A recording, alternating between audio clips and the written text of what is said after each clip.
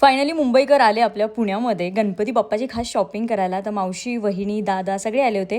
तर आम्ही मम्मी, मी, मावशी, वहिनी, मामी सगळे आम्ही पुण्यात चाललो होतो गणपती बाप्पाची शॉपिंग करायला. खास मावशी आणि वहिनी मुंबईवरून आल्या होत्या.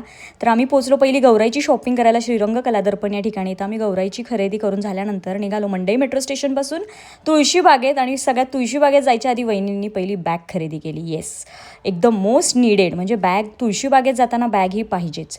त्यानंतर आम्ही इथून गेलो तुळशीबागेमध्ये. पण आमच्या मावशीला दिसली जांभळं, आणि जांभळं दिसली तर तिला कोणीही रोखू शकत नाही. तिला प्रचंड जांभळं, चिंचा, बोरं या गोष्टी आवडतात. मग तिने मस्त अशी जांभळं खाल्ली. पण तिला मी पुणेरी पाटी दाखवली. म्हटलं हे बघ, कृपया एकच जांभूळ खा, पण एकदाच खा. त्यामुळे तिला म्हटलं एकदाच खा आणि मस्त जांभळं घे. मग आम्ही जांभळं खात खात मस्त एन्जॉय करत तुळशीबागेत घुसलो.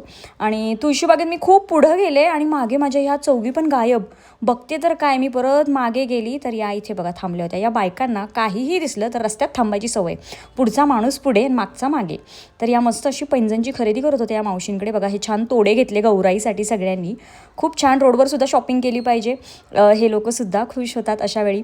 आणि त्यानंतर आम्ही आलो गौराईची ज्वेलरी खरेदी करायला तुळशीबागेतल्या नीता अनेक्सच्या शॉपमध्ये.